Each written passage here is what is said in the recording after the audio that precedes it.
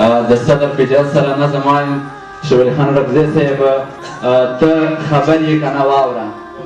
ته خبر یې که نه واوره زه د ډېرو زړونو مل یم که په ډېرو زړونو بار یم ما به هر سړی موندی شي زه د داسې منزل لار یم د چې ساز د مینې جوړ کړي په رباب کې هغه تار یم نو بیا ولې در په در یم مشهور په ترهګر یم د تن سا شوه رانه تنګه د خپل ځان سره په شر یم د چا سترګو کې به نه یم د چا سترګو کې نظر یم زه د هر قانون تابع یم روان ستا په اشارې یم داسې سپک مې لاس کې واخلې لکه ګوتو کې تسبیح یم تا په وړاندې مزل وکړو زه ډېر پاتې درپسې یم دغه جنګ زمونږه نه دی دغه جنګ ګوره پردی دی راچولی چا په غاړه د اور ګرم منغری دی دې وینې چې کډېږي دا زما د قوم بچې دی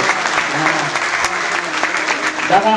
جنګ زمونږه نه دی دغه جنګ ګوره پردی دی راچولی چا په غاړه د اور ګرم منغری دی دې وینې چې کډېږي دا زما د قوم بچی دی نو تر څو به خوارو زار یو د یو بند نه به بیزار یو څوک به هلته څوک به دلته څوک ختلی به په دار یو لوی واړه به رالمړکې به بې شوي به په شمار یو نو دا څوک به یو نیمګړي د خپل ژوند نه به یو ستړي چې یو لاس یو موټی نه دی یو د داسې کروان غړي خپل ضمیر مونږه د صبر په رسۍ کې یو تړلي اوس د صبر جال کې ګیر یو د وخت هر وختدار نه هیر یو دې نه داسې معلومیږي لکه مړو کې چې شمیر یو که هر څو په ددا ډېر یو خو د وخت زندان نه تېر یو د ژوند لاره نه خطا د چا سیر کړي په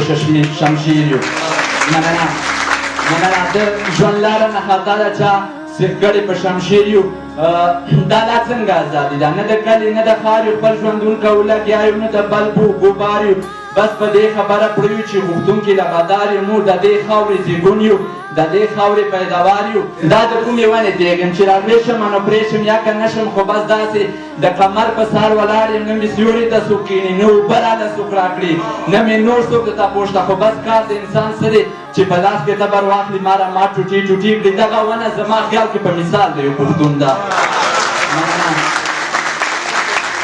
مننه دا د کومې ونې تېږ یم چې رالوی شم نو پرې شم یا که نه شم خو بس داسې د کمر په سر ولاړ یم نه مې سیوري ته څوک کښېني نه اوبه راته څوک راکړي نه مې نور څوک د تپوس ته خو بس کار د انسان څه دی چې په لاس کې تبر واخلي ما رما ټوټې ټوټې کړي دغه ونه زما خیال کې په مثال د یو پښتون ده د پښتون هم داسې ژوند دی د رڼا په تمه ناست د تیارو کې شپه ده دوی د امن خپې وهلي بس د جنګ سره رشته ده هر ګودر په وینو سور دی هر ځای جوړه هدیره ده ځای چې یو شروغه وکړو د خپل ځان پوښتنه وکړو د کنډر کنډر وطن د خپل مکان پوښتنه وکړو د جنګونو نه بیزار شو د هنر شوخه د کار شو د غفلت خوبونه پرېږدو ځای چې لږ شاندې بیدار شو که رښتیا پسې د لا شو نو د جنګ لا به شي ماته که د امن د صدر لاندې یسینه پناه واخلو زما ساتر مری راغله بس د دې ټکي ته پروت یم چې امن خدایه امن خدایه امن خدایه امن